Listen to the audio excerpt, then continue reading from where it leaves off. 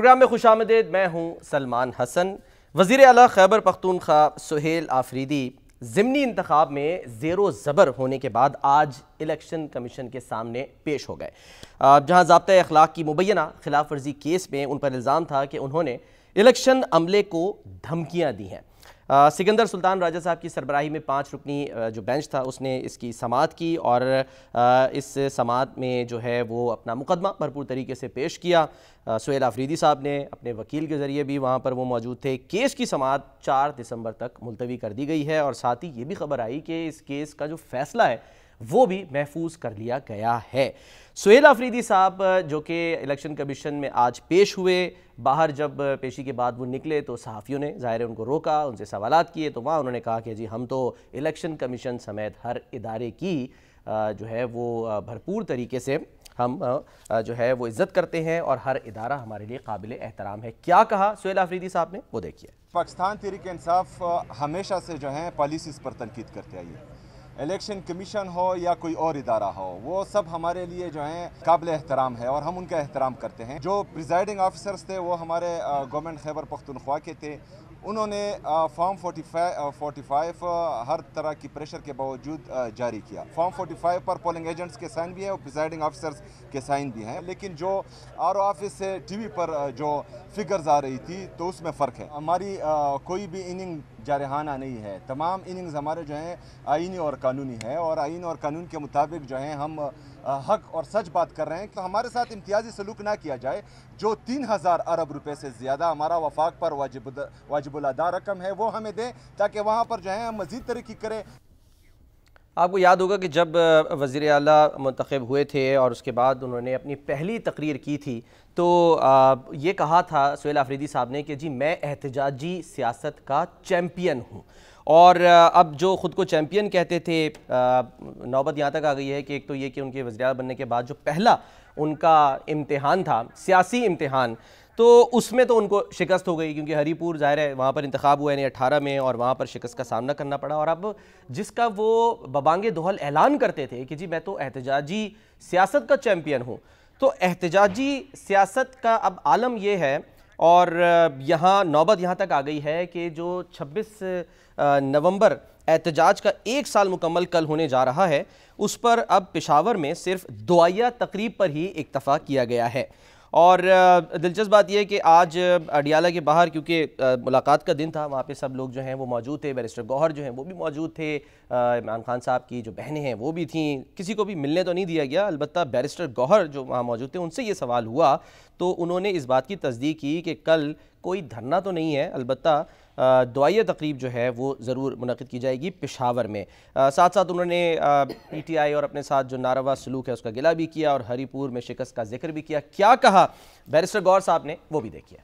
ہمارے ساتھ جو سلوک روا رکھا گیا ہے ہم سمجھتے ہیں نہ صرف غیر آئینی غیر قانونی ہے۔ اگر ہم سیٹ ہار چکے ہوتے تو ہم کھلے دل سے ایکسیپٹ کرتے، جس طریقے سے ہم نے باجوڑ میں ایکسیپٹ کر لیا تھا، لیکن شاید ہم غلطی پر تھے۔ خان صاحب کو ایک سیٹ کا کوئی فرق نہیں پڑتا۔ افسوس ہوا کہ ہری پور میں ہم اپنی سیٹ کا دفاع نہیں کر سکے۔ ہم نے آئین قانون کے مطابق آگے بڑھنا ہے، جمہوری طریقے سے آگے بڑھنا ہے، ہم نے اپنا آواز اٹھانا ہے، جتنی مرضی ہو دبایا جائے، لیکن ہم خاموش نہیں ہوں گے، ہم رکیں گے نہیں۔ ان پاکستان میں جمہوریت چلنی چاہیے اور جمہوریت مضبوط ہو۔ دھرنے کا پلان تو نہیں ہے، کوئی میرے ذہن میں نہیں ہے کہ دھرنے کا پلان ہے، لیکن کل ہمارا پشاور میں ضرور دعائیہ تقریب ہوگی۔ ہم اپنا سٹرگل کنٹینیو کریں گے، خان صاحب سے ملاقات ہوگی، وہ جو انسٹرکشن دیں گے اس پہ من عمل ہوگا۔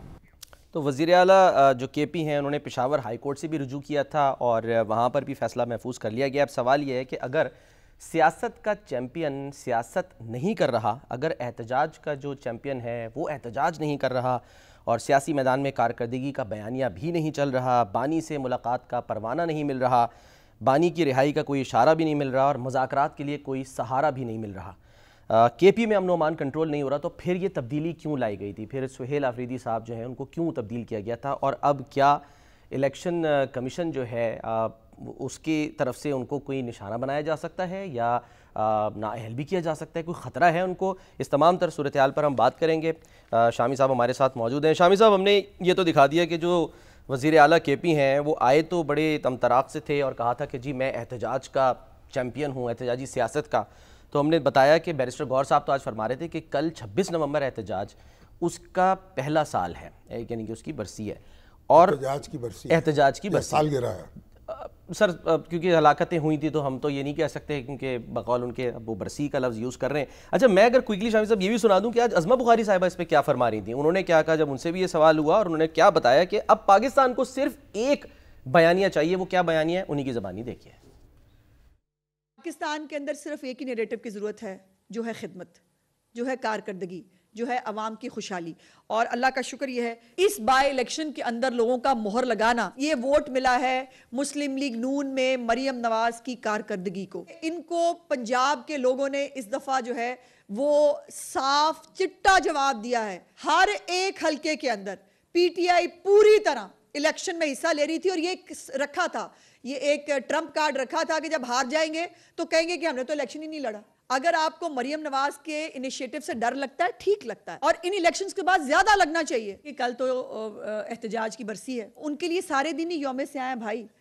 جس دن پاکستان میں خوشخبری آتی ہے وہ ان کے لیے یوم سیاہ ہوتا ہے۔ ان کے مقدر میں رونا اور جو ہے وہ دھاندلی کا جو ہے وہ ڈنڈورا پیٹنا، ان کے مقدر میں اتنا لکھا ہے، یہ اپنا کام کریں، ہم اپنا کام کر رہے ہیں۔ معاملہ تو شامی صاحب ہم نے ڈسکس کرنا ہے جو کہ الیکشن کمیشن میں آج پیش ہوئے، تو ہم جو اپنے نمائندے ہیں ان سے بھی ہم بات کریں گے، پوچھیں گے آج کیا ماجرا رہا، کیونکہ وہاں دلچسپ صورتحال یہ بھی کہا جا رہا ہے کہ ایک تو وہ سماعت ملتوی ہو گئی 4 دسمبر تک، اور ساتھ میں یہ بھی کہ جی فیصلہ محفوظ ہو گیا ہے۔ یہ کیا کنفیوژن ہے، یہ ہم جو ہے ان سے بات کریں گے۔ لیکن جو شکست ہوئی ہے اس کا گلہ کیا جا رہا ہے تحریک انصاف کی طرف سے، ہم ہری پور سے بھی اپنا نمائندہ لیں گے، ہمارے ساتھ ہوں گے، اور ساتھ ساتھ جو ہے وہ عظمہ بخاری صاحبہ جو ہیں وہ یہ کہہ رہی ہیں کہ جی اب پاکستان کو صرف ایک بیانیہ چاہیے اور خدمت کا۔ کیا یہ بات ٹھیک ہے، درست ہے؟ کیونکہ کل سے لے کر اب تک یہی کہا جا رہا ہے کہ مریم نواز صاحبہ جو ہیں وہ اس لیے جیتی ہیں کہ انہوں نے خدمت کی ہے اور انہوں نے جو ہے وہ ایک نیریٹو دیا ہے۔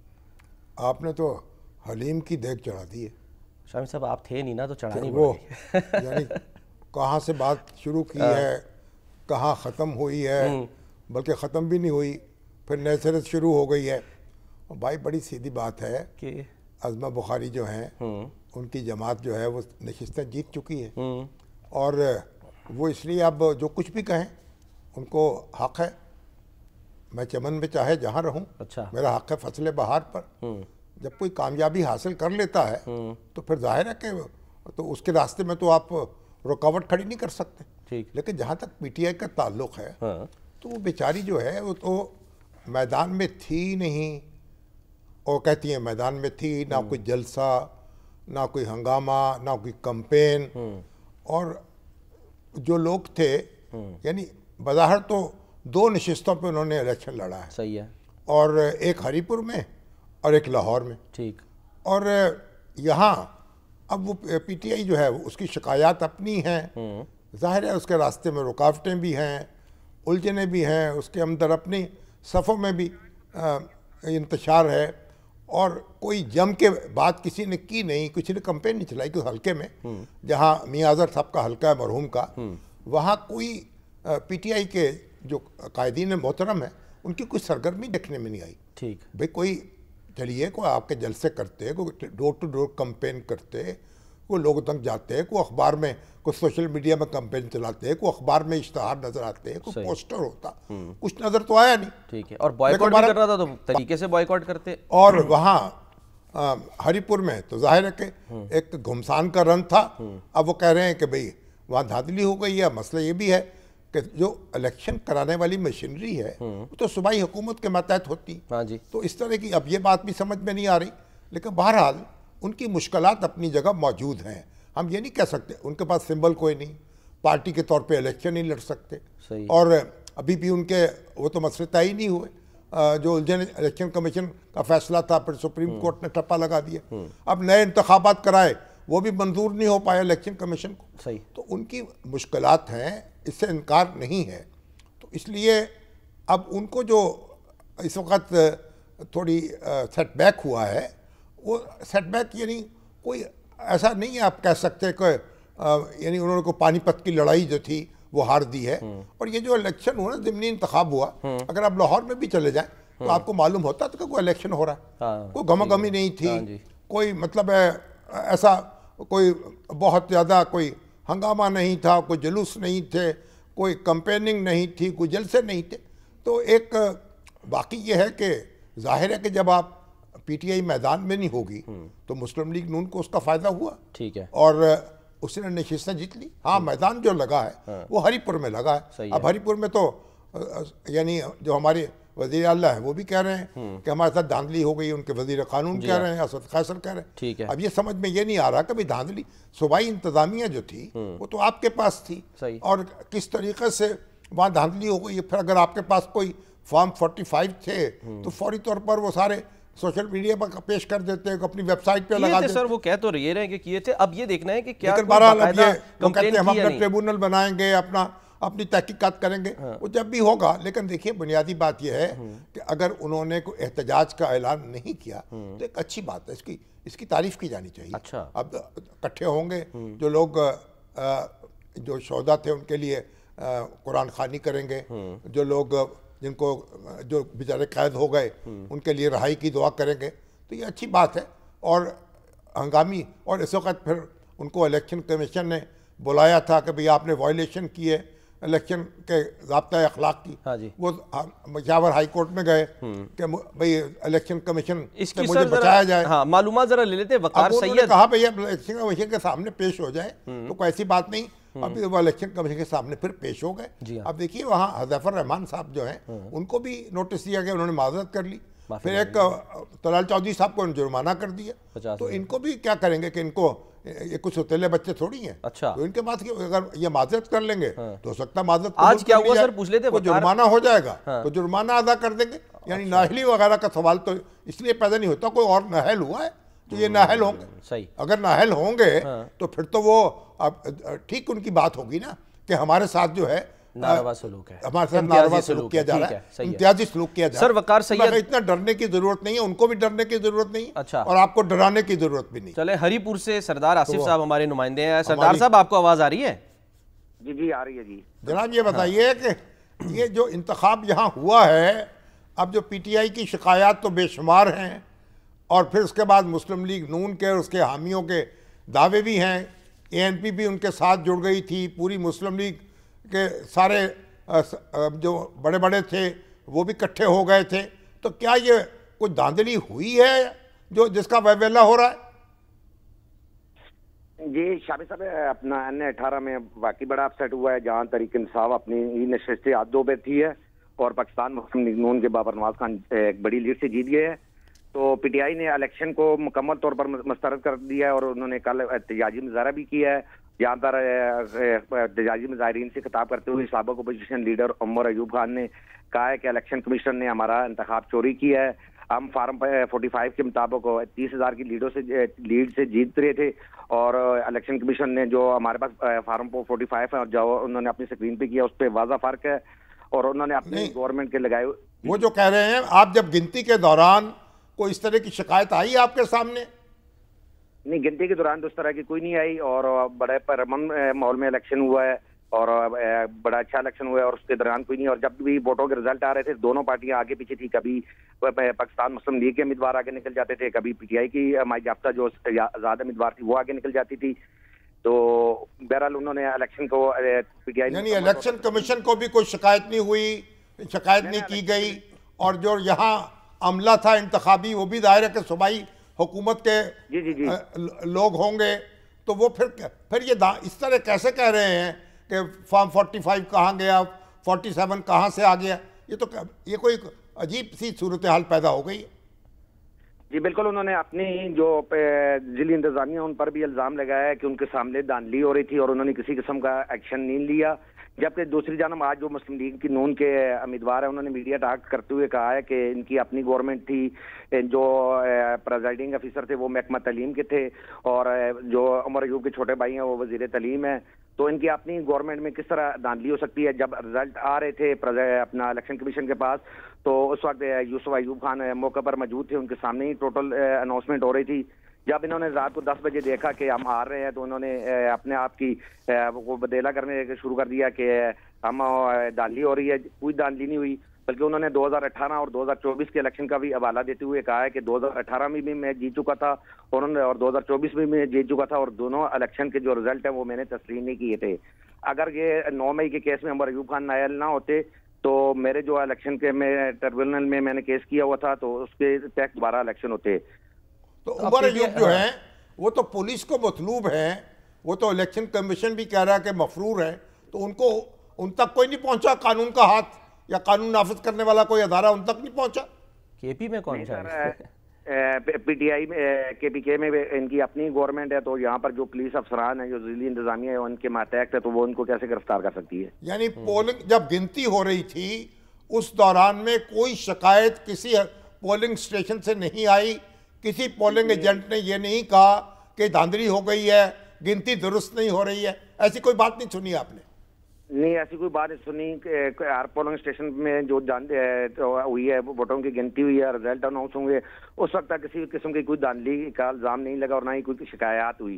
تو ان کی پی ٹی آئی کی جانب سے الیکشن کمیشن کو دوبارہ گنتی کی درخواست بھی دے دی گئی ہے اور یہ کہہ رہے ہیں کہ ہم قانونی چارہ گوئی بھی کریں گے اور آر تک جائیں گے اور احتجاج کا حق بھی محفوظ رکھتے ہیں. ہماری مرکزی قیادت سے مشاورت جاری ہے, جیسے ہی کوئی فیصلہ آتا ہے تو ہم اس کے مطابق. تو ریٹرننگ افسر جو تھا, ریٹرننگ افسر کون تھے؟ یعنی وہ الیکشن کمیشن کے نامزد کردہ لوگ تھے, ان کا عملہ تھا؟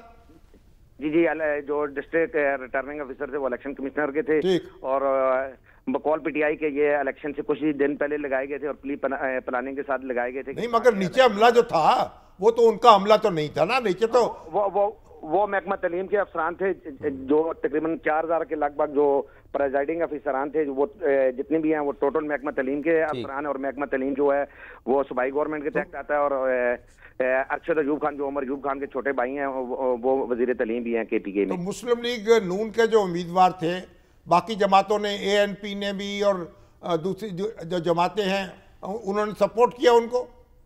جی, ان کو تحریک لبیک اور اے این پی کی جانب سے ان کو پوری سپورٹ ملی. دونوں طرف سے بھرپور الیکشن کمپین چلائی گئی. مسلم لیگ کی نون کے خاص کر جو کیپٹن سفر ہیں وہ پوری الیکشن کمپین بھی کر رہے ہیں, مرتضیٰ جوید عباسی رہے ہیں. اس کے علاوہ بھی جو تمام صوبائی جو ایم پی ایز تھے ان کی قیادت تھی وہ الیکشن کمپین میں رہی ہے. دوسری جانب بھی پی ٹی آئی کی جانب سے بھی جو الیکشن کمپین میں وزیر اعلیٰ صاحب آئے ہیں. یہ عجیب بات نہیں ہے کہ تحریک لبیک نے بھی ان کی سپورٹ کی, بابر نواز کی؟ نہیں, سوری ہے, اپنا ان کی ہے, اپنا مسلم لیگ نون کے امیدوار کی ہے. سوری سر, مسلم لیگ نون کے امیدوار کی ہے؟ نہیں, پی ٹی آئی کے امیدوار کی ہے. سوری سر, آپ نے پھر غلط کہا نا, یہاں تو تحریک لبیک کی اچھی ٹوکائی ہوئی ہے. تو میں نے کہا وہ کیسے کے پی کے میں کیسے مسلم لیگ نون کے ساتھ مل سکتے ہیں, تو پی ٹی آئی کے ساتھ تھے. اچھا, یہ جو تقاریر ہوئی تھی مہم سے پہلے, یہ انتخابی حلقوں سے یعنی کہ حدود سے باہر ہوئی, اندر ہوئی, یہ کیوں مطلب یعنی کہ مسئلہ جو اٹھایا گیا؟ سر, وزیر اعلیٰ کا جو جلسہ تھا وہ اویلیاں کے مقام پر تھا, اور جو ڈسٹرکٹ ایبٹ آباد میں آتا ہے یہ ہے کہ ہری پور کی بارڈر موجود تھی, تو وہاں پہ وزیر اعلیٰ صاحب نے تقریر کی تھی کہ اپنا کہ جو اگر انتخابی عملے کسی نے ڈالی. ٹھیک ہے, وہ تو ہمیں یہاں پتہ ہے. جو چلیے, وہ تو الیکشن کمیشن جانے اور وہ جانے, وہ تو میرا خیال ہے کہ کوئی ایسا کوئی سنجیدہ بہت زیادہ کوئی نہیں ان کو ہری پور کی دودھ نہیں تھی. سر ٹھیک ہے, چلیں, بہت بہت شکریہ سر. وقار سید بھی یعنی خائف ہونے کی ضرورت نہیں ہے. اچھا, اب افتخار سید صاحب سے کیا کریں گے ہم؟ وقار سید الیکشن کمیشن میں جو آج بہت آگے نکل گئی. وقار سید صاحب, کیا ہوا آج الیکشن کمیشن میں؟ یعنی جی شامی صاحب شکریہ. آج الیکشن کمیشن میں سہیل افریدی صاحب جو سی ایم اے کے پی وہ خود پیش ہوئے تھے, تو ان کے وکیل نے پہلے تو الیکشن کمیشن کے دائرہ اختیار پر اعتراض اٹھایا. ان کی جانب سے کہا گیا کہ جب کسی بھی ضابطۂ اخلاق کی خلاف ورزی ہوتی ہے تو ابتدائی طور پر جو ہے وہ جو ڈی آر او ہے وہ نوٹس جاری کرتا ہے, وہاں پر پیش ہونا پڑتا ہے, اور اگر آپ ضابطۂ اخلاق کی خلاف ورزی کے مرتکب بھی پائے جاتے ہیں تو انیشیلی آپ کو 50,000 روپے کا جرمانہ ہوتا ہے. لیکن اگر اس پہ کسی یعنی امیدوار کو اعتراض ہو تو وہ الیکشن کمیشن سے رجوع کر سکتا ہے اس فیصلے کے خلاف. تاہم ان کی جانب سے یہ اعتراض عائد کیا گیا ہے کہ جو الیکشن کمیشن نے خود نوٹس لیا یہ اپنے دائرہ اختیار سے انہوں نے تجاوز کیا ہے.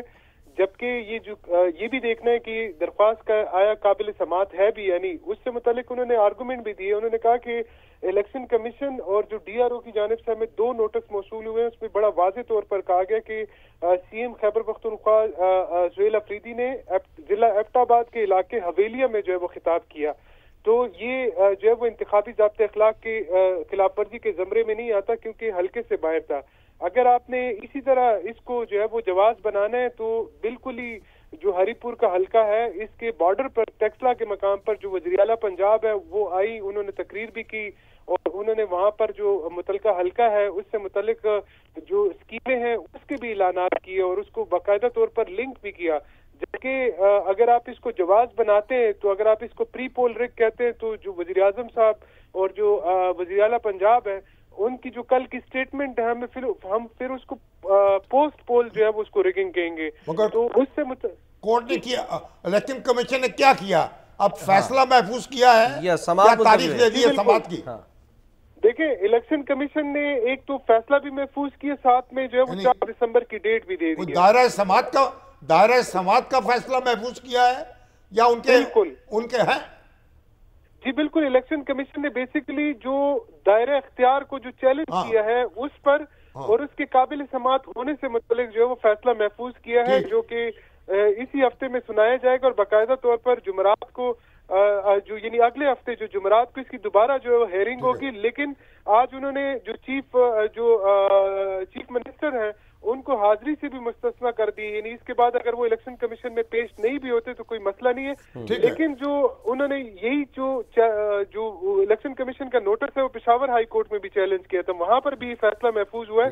تو اب یوں لگ رہا ہے کہ یہ معاملہ کسی سائڈ پہ جا رہا ہے، لیکن چونکہ جب اس میں اب اتنی یہ 4 درخواستیں ہیں سی ایم خیبر پختونخوا کے خلاف، اسی طرح جو انہوں نے اپنی درخواست پشاور ہائی کورٹ میں بھی دائر کی، الیکشن کمیشن میں بھی 2 درخواستیں اس کے قابل سماعت ہونے اور اس کے دائرہ اختیار سے متعلق ہے. ان کے وکیل تو بار بار یہی کہتے رہے کہ مریم نواز کے خلاف بھی کارروائی ہونی چاہیے، مریم نواز کی دہائی دیتے رہے، ان کے خلاف کارروائی کیوں نہیں ہوئی، اس کا نقطہ بار بار اٹھاتے رہے. جی بالکل، جو سہیل افریدی کے وکیل طاہر بخاری ان کی جانب سے کہا گیا کہ ہم نے الیکشن کمیشن کو ایک ویڈیو کے لیے ایک USB جمع کرائی، آپ اس کو کائنڈلی چلوائیں. جب ان سے پوچھا گیا کہ اس میں کیا ہے تو ان کی جانب سے کہا گیا کہ ایک تو جو مریم نواز صاحبہ ہیں ان کی جانب سے جو تقریر کی گئی اور اس کے علاوہ جو پنجاب کے دیگر حلقے ہیں وہاں پر جو وفاقی وزراء ہیں وہ ایک سے کئی بار زیادہ جب وہ وہاں پر باقاعدہ طور پر کیمپین کرتے رہے، لیکن الیکشن کمیشن نے نوٹس نہیں لیا. جس کے بعد انہوں نے یہ بھی کہا کہ اگر الیکشن کمیشن نے اپنی غیر جانبداری ظاہر کرنی ہے تو اس کے لیے ضروری یہ ہے کہ جو دونوں وزراء اعلیٰ کو ایک نظر سے دیکھا جائے. اور ایک اہم جو نقطہ اٹھایا گیا وہ یہ اٹھایا گیا کہ صحیح ہے وقار، پوائنٹ آپ کا گیا. بہت بہت بہت شکریہ وقار، بہت بہت شکریہ. یعنی سر جو ان کے وکیل ہیں بھائی، اگر آپ یہ کہیں آپ پر ایک الزام ہے، آپ عدالت میں پیش ہو رہے ہیں، تو آپ یہ نہیں کہہ سکتے کہ فلاں بندے پر الزام ہے، اس کو بھی بلائیں ہاں جی، اس کو بھی اور کیا مجھے چھوڑ دیں، نوٹس واپس لے لیں. آپ اس بندے کے خلاف درخواست دیں الگ، اس کے یعنی آپ کسی ایک شخص کی غلطی جو ہے دوسرے کی رہائی کا سبب نہیں بن سکتی. لیکن اگر سر ماضی میں کوئی فیصلہ آیا ہو اس کی پریسیڈنٹ تو دی جا سکتی ہے. اچھا، لیکن اگر یہ ہے اب اگر ان کو مریم نواز سے شکایت ہے تو وہ ان کے خلاف درخواست دیتے. ٹھیک ہے، جیسے بابر نواز صاحب یہاں گئے ہیں نا، اپنا ان کے خلاف مقدمہ قائم کرتے. اب اپنی صفائی میں یہ کہہ رہے ہیں کہ دیکھیے انہوں نے کیا کیا، اور عظمہ بخاری کہہ رہے ہیں کہ بھائی انہوں نے تو کیا ہی نہیں، وہاں گئی نہیں ہے حلقے میں. اب ظاہر ہے باہر، یعنی کہ وہ اب مسئلہ یہ ہے کہ اب یہ بھی ہوا نا کہ کل وہ ہماری جو مریم نواز صاحبہ ہے انہوں نے تقریر کرتے ہوئے یہ کہہ دیا کہ بھائی میں پہلی سیاستدان ہوں جسے گرفتار کیا گیا اس طریقے سے. تو ہمارے کئی بھائی بہن پھر پیپلز پارٹی والے کہا بھائی بینظیر بھٹو کے ساتھ کیا ہوا، محترمہ نصرت بھٹو کے ساتھ کیا ہوا اور کتنی خواتین کے ساتھ ہوا، تو اب آپ یہ پہلی کیسے ہو گئی. اب وہ لیکن یہ ہے کہ اب وہ کوئی جواب وہاں سے ہو سکتا ہے وہ کہنا چاہتی ہوں وہ پنجاب کی پہلی سیاستدان تھی، ہو سکتا ہے یا لاہور کی پہلی سیاستدان تھی جس کے ساتھ یہ گرفتاری کی گئی اور غلطی سے پنجاب سے پاکستان نکل گیا.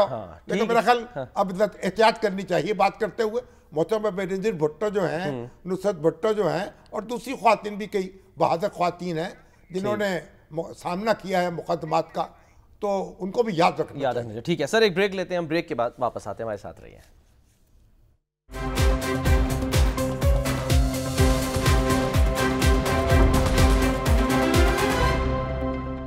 Welcome back. شامی صاحب، اس وقت ظاہر ہے پاکستان کو دہشت گردی کا سامنا ہے، ٹی ٹی پی جو ہے وہ اس میں پیش ہے، اور افسوس کی بات یہ سامنے آتی ہے کہ بار بار پاکستان مطالبہ کرتا ہے افغانستان سے، لیکن بار بار ہمیں یہ پتہ چلتا ہے جو پاکستان میں حملے ہو رہے ہیں وہ جو افغانی ہیں، یعنی کہ افغانستان سے جو لوگ آ رہے ہیں وہ کر رہے ہیں. اسلام آباد کچہری جو خودکش دھماکہ ہوا، اس کے بارے میں عطا تارڑ صاحب جو ہیں وہ آج انہوں نے باقاعدہ بریفنگ دی. انہوں نے بتایا کہ اس کی منصوبہ بندی نور ولی محسود نے کی، جو کہ ٹی ٹی پی سے تعلق رکھتے ہیں.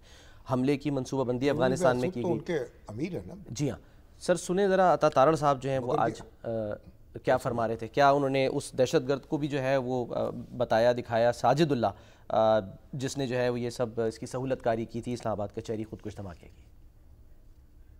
یہ سارا جو اس کی پلاننگ ہوئی اس حملے کی، وہ فتنہ الخوارج اور ٹی ٹی پی کا جو سربراہ ہے نور ولی محسود، یہ اس نے پلاننگ کی اپنے کمانڈر داد اللہ کے ذریعے.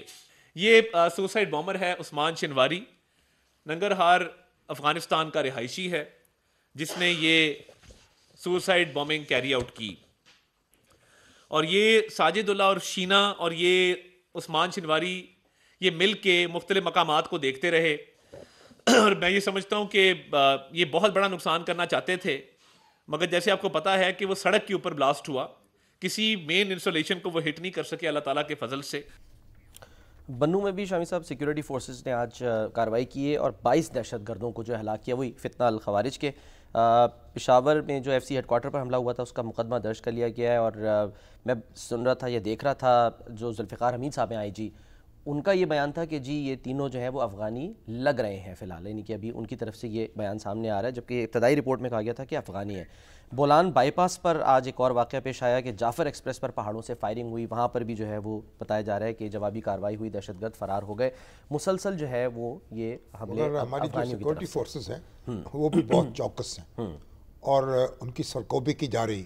جی ہاں، حملے بھی بہت ہو رہے ہیں، لیکن ان کا مقابلہ بھی کیا جا رہا ہے اور ان کو شکست بھی دی جا رہی ہے. انشاءاللہ جلد ان کی کمر ٹوٹ جائے گی.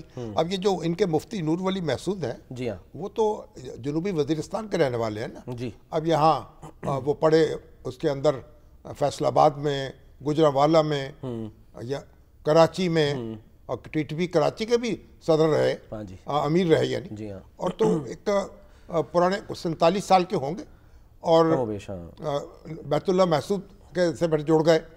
تو اب یہ مطلب وہاں مدرسوں میں پڑھاتے بھی رہے ہیں اور ایک بڑی کتابیں بھی لکھیں، مضامین لکھے. انہوں نے کتاب انقلاب محسود کے نام سے کتاب لکھی ہے، جس میں انہوں نے سارا یہ اپنے طالبان کی جو سرگرمیاں ہیں ان کی تفصیل بیان کی ہے. اس میں محترمہ بینظیر بھٹو کی جو شہادت ہے اس کی بھی اس کی منصوبہ بندی کیسے کی گئی اس کی تفصیل بھی بیان کی گئی. بیت اللہ محسود نے جو ہاں جی، تو یہ ایک بڑے سرگرم شخص رہے ہیں اور اب ان کے ہاتھ میں امارت آئی ہے. تو بہرحال یہ جو لوگوں کو ورغلاتے ہیں، اب دیکھیے بے گناہ لوگوں کو، معصوم شہریوں کو نشانہ بناتے ہیں اور پھر اسلام کا نام لیتے ہیں.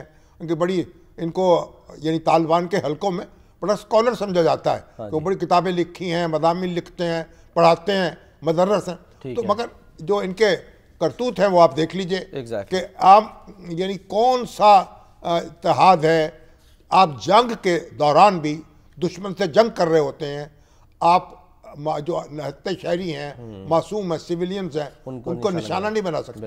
جو لوگ جنگ میں شریک نہیں ہوتے، یعنی جو فوج کا حصہ نہیں ہوتے، ان کا ہم نشانہ نہیں بنا سکتے. سر افسوس یہ ہوتا ہے کہ عورتوں کو، بچوں کو، مسجدوں کو، عبادت گاہوں کو جنگ کے دوران نشانہ نہیں بنا سکتے. اور یہ لوگ جو ہیں شہریوں پر حملے کرتے ہیں، عبادت گاہوں پر حملے کرتے ہیں، نوجوانوں پہ. دیکھیں اب کیڈٹ کالج جو ہے طالب علموں پر، اور ان کو تحقیق کرنا چاہتے تھے، وہ ایک اور اے پی ایس کرنا چاہ رہے تھے وہاں پہ. تو بہرحال ہماری جو سیکورٹی فورسز ہیں اور ہمارے جو سہیل آفریدی ہیں یہ بھی گئے ہیں، اور ان کے جو شہید ہیں ان کے جنازہ تیمارداری کے لیے گئے ہیں، زخمیوں کی خراج تحسین پیش کیا ہے، زخمیوں کی عیادت کی ہے.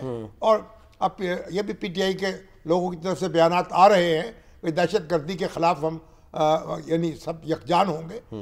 یکجان ہونا چاہیے. یہ جو لوگ مارے جا رہے ہیں بھائی ان سے پوچھیں افغان حکومت جو ہے ہم نے کوئی اس پہ چڑھائی کرنی ہے؟ ہمارا کوئی اس پہ ارادہ حملہ کرنے کا؟ سر الٹا افغانستان جو ہے وہ پاکستان پر الزام عائد کر رہا ہے کہ جی ہم سویلینز پہ خدا نہ خواستہ حملہ کر رہے ہیں. کل رات کو وہ ایکس پر جو ہے وہ ذبیح اللہ مجاہد صاحب نے جو ہے وہ ٹویٹ کیا اور کہا کہ جی پاکستان نے خوست میں بمباری کی, کنڑ اور پکتیکا میں فضائی حملے کیے. آج ڈی جی ISPR صاحب نے جو صحافیوں سے گفتگو کی ہے اس میں انہوں نے تردید کر دی. افغانستان کے لوگوں سے افغانستان ہمارا کیا جھگڑا ہے اور ہم کوئی ان کے ہمیں کیا ضرورت ہے وہاں جا کے فساد برپا کرنے کی؟ یہ وہ ہیں. اور یہ جو ہمارے یہ مارے جا رہے ہیں یہ کون ہے؟ پشتون ہے, KPK کے رہنے والے ہیں جن پہ وہ حملہ کر رہے ہیں, ان کا خون بہا رہے ہیں. تو یہ اب کیسے ہو سکتا ہے کہ ان سے پوچھیں, ان کو جواب دینا چاہیے نا. سر جواب کیسے لیں؟ اور اسی لیے عدیل وڑائی جو ہمارے ساتھ موجود ہے ISPR نے کہا بالکل درست کہا. اور ہماری جو فورسز ہیں بڑی چوکس ہو کے, سمجھتا ہوں کہ اللہ کی بڑی نعمت ہے کہ ہماری ایسی قانون ہماری فوج ایسی نصیب ہوئی ہے, ایسی منظم ہے, مستعد ہے اور اس کے جانباز ہیں. اور ہمارے جو قانون نافذ کرنے والے دوسرے ادارے ہیں وہ بھی منظم ہو رہے ہیں اور بڑا یعنی چوکسی کا مظاہرہ کر رہے ہیں. بالکل. تو اس لیے ان کا نیشنل ایکشن پلان پر کہا جا رہا ہے سر عمل ہو رہا ہے. عدیل وڑائی جو ہمارے ساتھ ہیں وہ آج وہاں اس بریفنگ میں بھی تھے. السلام علیکم عدیل صاحب. جی وعلیکم السلام. عدیل صاحب فرمائیے آج کیسی رہی بریفنگ اور کیا کہہ رہے تھے DG ISPR؟ فوکس کس پہ تھا؟ شامی صاحب ملٹیپل ایشوز تھے, لیکن یہ جو آپ ابھی بات کر رہے تھے پکتیکا پہ حملہ کے جو کا الزام ہے, جو اس پہ ان سے سوال ہوا کہ پاکستان نے کیا گزشتہ رات کو اسٹرائکس کی ہیں افغانستان میں, کیونکہ دوسری جانب سے یہ کہا جا رہا ہے, پروپیگنڈا کیا جا رہا ہے کہ سویلین آبادی کو نشانہ بنایا. تو انہوں نے کہا کہ جب پاکستان جو ہے وہ اسٹرائکس کرتا ہے تو اس کو ایکنالج کرتا ہے, اس کی آنرشپ لیتا ہے, اس کو آن کرتا ہے اور اس کا اعلان کرتا ہے. پہلے سے بتاتا ہے. ہم ایسے اسٹرائکس نہیں کرتے کہ اگر ہم اسٹرائکس کریں اور اس کو پھر آن نہ کر رہے ہوں اور ہم اس کا پھر اعلان کرتے ہیں. تو انہوں نے کہا, پھر ان سے ایک سوال پوچھا گیا کہ آپ کی جانب سے یعنی ISPR کی جانب سے یہ کئی مرتبہ کہا گیا کہ اگر وہاں سے دہشت گردی ہوگی تو ہم پھر وہاں رسپونڈ کریں گے, تو ابھی پھر کیوں نہیں پاکستان کی جانب سے رسپونڈ کیا جا رہا؟ تو انہوں نے کہا کہ پاکستان وہ کر رہا ہے جو پاکستان کے لیے ضروری ہے. اس کے علاوہ انہوں نے بارڈر مینجمنٹ پہ بڑی تفصیلی بات چیت کی اور انہوں نے جو ڈائنامکس ہیں بارڈر کے, جو گراؤنڈ ریالٹیز ہیں, یعنی صرف KP کی حد تک 1200 کلومیٹر سے زائد کا جو بارڈر ہے, انہوں نے کہا کہ اس پہ 20 کراسنگ پوائنٹس ہیں اور ہر 20 کلومیٹر کے بعد ایک اس پہ چوکی ہے. تو اس پہ مکمل طور پہ نظر نہیں رکھی جا سکتی. اس میں صوبائی حکومت کی بہت سی ذمہ داریاں ہیں. مثال کے طور پہ وہاں سے جو کسٹم فری گاڑیاں جو ہیں وہ آتی ہیں اور وہاں سے گاڑیوں کی اسمگلنگ ہوتی ہے.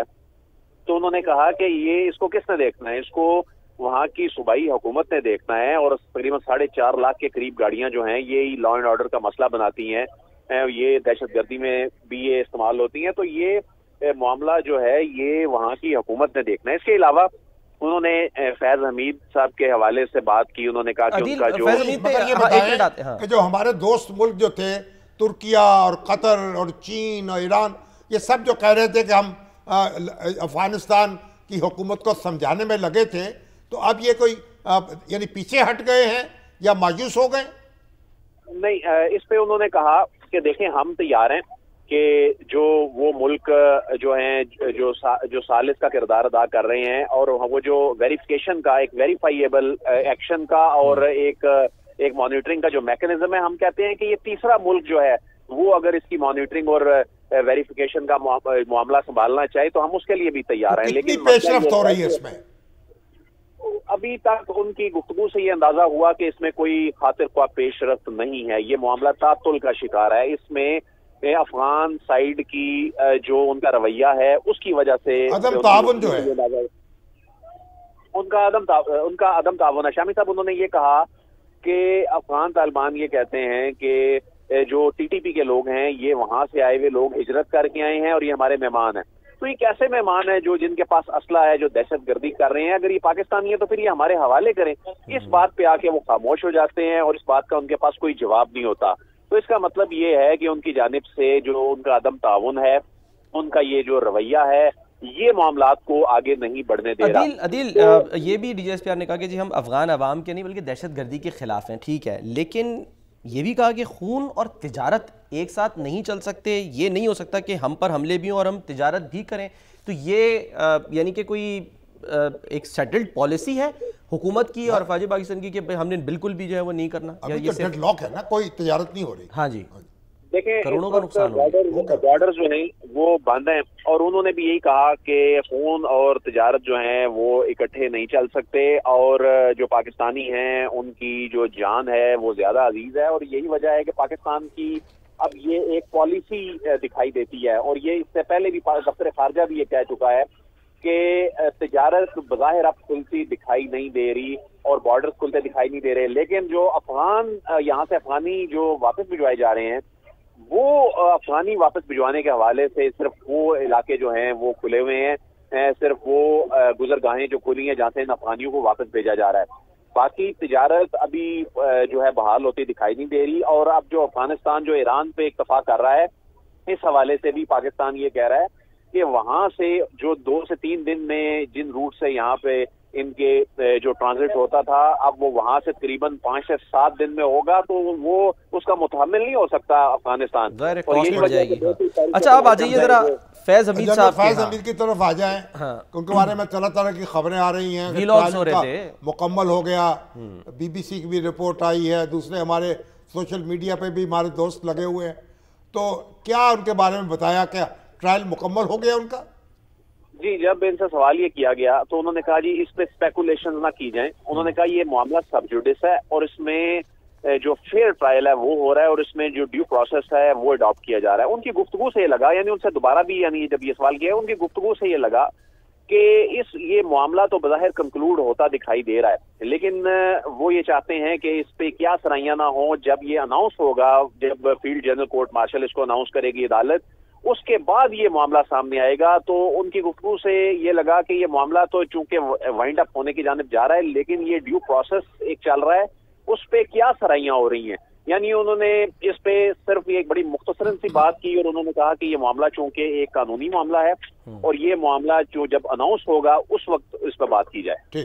ٹھیک ہے عدیل، بہت بہت شکریہ آپ کا، بہت بہت شکریہ ہمارے ساتھ موجود ہے سر۔ یعنی کہ ابھی اب یہ سمجھے کہ ڈیڈ لاک ہے، بین الاقوامی کوششیں، سفارتی کوششیں، وہ بھی ابھی کامیاب نہیں ہو رہی۔ کرنی چاہیے کہ ایران ہے، ترکیہ ہے، قطر ہے، چین ہے، ہر ممکن حد تک ہمیں سفارتی کوشش کرنی چاہیے، اچھا، اور ان کو سمجھانے کی کوشش کرنی چاہیے، ٹھیک ہے، سوال یہاں پہ مقابلہ بھی کرنا ہے۔ ہم دباؤ کیوں نہیں ڈال پا رہے جب سب کچھ ہو رہا ہے، اور ہم نے تجارت بھی ظاہر روکی ہوئی ہے، ان کا نقصان بھی ہو رہا ہے اس سے، تو پھر دباؤ وہ تو الٹا بھارت کو کسی اور روٹ سے اپروچ کر رہے ہیں کہ چلو جی ہم حاضر ہیں۔ یہ کوئی کشتی نہیں ہوتی کہ آپ چند منٹ میں فیصلہ ہو جائے گا، ٹھیک، یہ وقت لیتا ہے، مشکلات ہوتی ہیں، ان کی بھی مشکلات ہیں، اور وہ بھی ان کے ہاں بھی کئی پریشر گروپس ہیں، کئی لوگ آپس میں ایک دوسرے سے برسر پیکار ہے، کوئی ایک مستحکم وجود تو نہیں ہے نا ان کا، اور تو ان کے ہاں بھی ایک دھڑے بندی ہے، اور ہمیں بھی دیکھنا ہے، دوبارہ اپنا کام ہمیں کرنا ہے، اور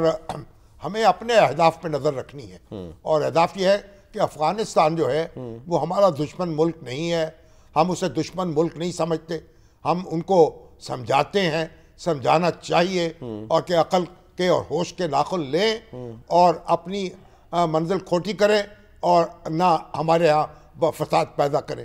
تو بھارت ان کی توقعات پہ پورا نہیں اتر سکتا، وہ اس کی توقعات پہ پورا نہیں اتر سکتے۔ اچھا، بھارت کے ان کے جب پورے جو ہیں، آپ بتائیں، احمد شاہ ابدالی ہے، محمود غزنوی ہے، محمد غوری ہے، اس کے بارے میں کیا کہتے ہیں وہاں کے ہندوتوا والے؟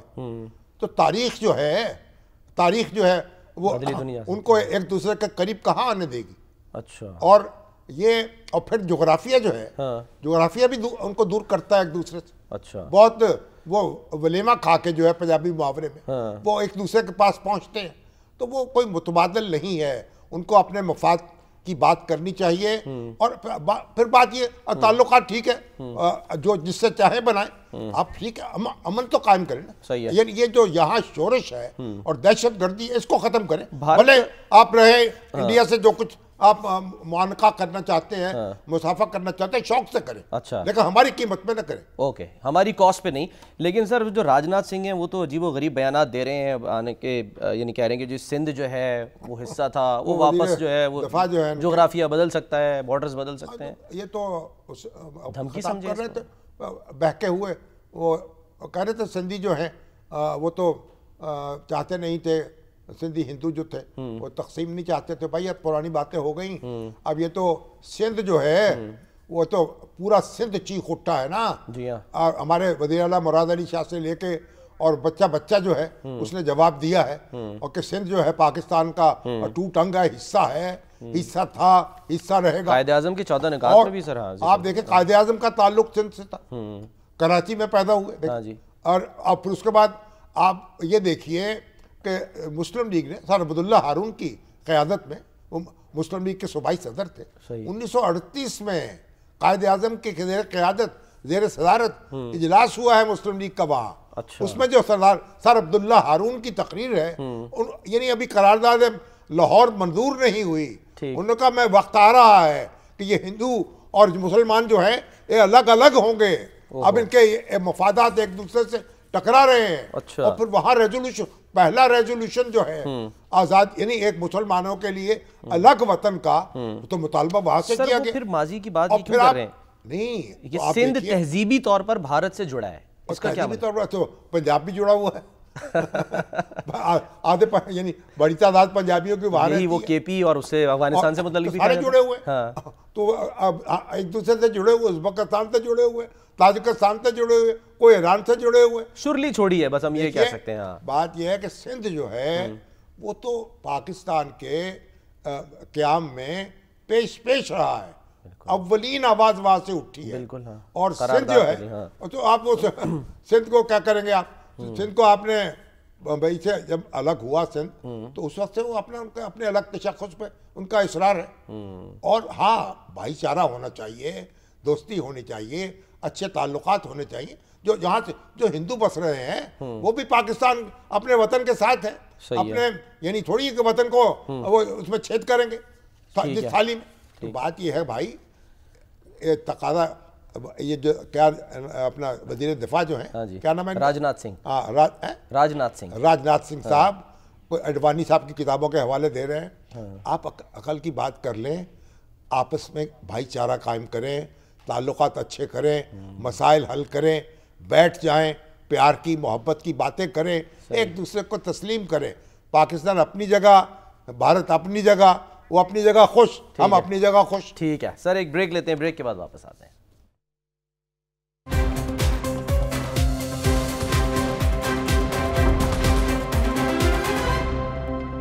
پروگرام کا وقت ختم ہوتا ہے. ناظرین اپنا خیال رکھیے. اللہ حافظ.